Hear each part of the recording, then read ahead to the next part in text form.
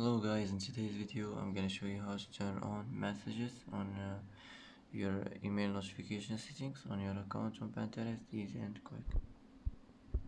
First click on your profile and now click here. Now click settings. Now click notifications.